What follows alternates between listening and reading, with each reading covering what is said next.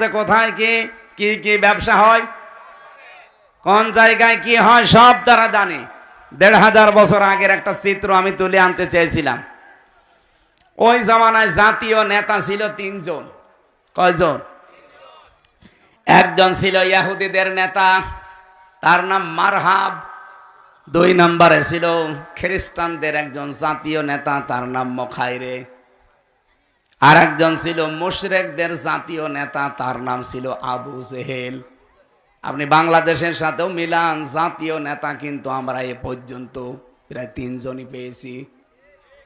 নাম ধরা লাগবে, নাম ধরে তো আবার আর একজন হুজুর, নাম ধরার দরকার নেই, আপনি টের পেয়েছেন। ওই জামানায় জাতীয় নেত্রী ছিল ৩ জন। একজনের নাম ছিল নাকেরা, আবু জেহেলের স্ত্রী।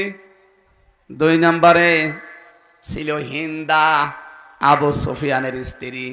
৩ নম্বরে ছিল উম্মে জামিলা, আবু লাহাবের স্ত্রী। এগুলো ছিল জাতীয় নেত্রী। বাংলাদেশেও জাতীয় নেত্রী কয়জন? ৩ জন। নাম ধরা লাগবে। পুরুষও ৩ জন, নারীও ৩ জন। আপনি ১৫০০ বছর আগে আরবের অবস্থার সাথে মিলান, ওদের সাথে আমাদের দেশের পুরাটা মিল আছে। কি এই দেখেন, আমি সব নোট করেছি তাফসির থেকে। ৩ নম্বরে ওই দেশে জাতীয় ব্যবসা ছিল ৩টা। কয়টা? ওই জামানায় যারা ব্যবসা করতো, বিশেষ করে ইহুদিদের জাতীয় ব্যবসা ছিল সুদের ব্যবসা।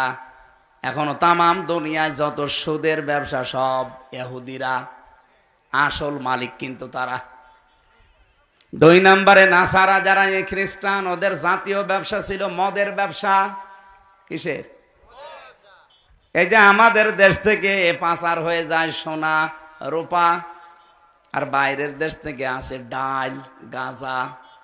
কি আমরা কি ভালো জিনিস বাইরে থেকে পাই? বিশেষ করে আমাদের প্রতিবেশী, ওরা তো শুধু ডাল আর বাবা দেয়। এমনকি এই দেশের মানুষকে আপনি জেলে দিয়ে কি করবেন? জেলের ভেতর ওরা গাছ আর গাছ লাগিয়েছে। আমার সাথে ছেলে ছিল নিস্তালায়, ওই শয়তান ছেলে ভেতরে টবের ভেতরে গাছ আর গাছ লাগিয়েছে। জেলার একদিন এসে বলছে, তুই এই গাছ পেলি কোথায়? বলছে, আমি যে মামলার হাজিরা দিতে গিয়েছিলাম, আমারও তো বন্ধু বান্ধব আছে বাইরে, তারা আসার সময় গাছ আর পোটলা দিয়েছিল, ওইটাই মুখের ভেতরে রেখে দিয়েছিলাম। মেশিনে স্ক্যান করার সময় ধরা পড়েনি, ওইটাই এসে আমি লাগিয়েছি 2 মাস আগে। দেখ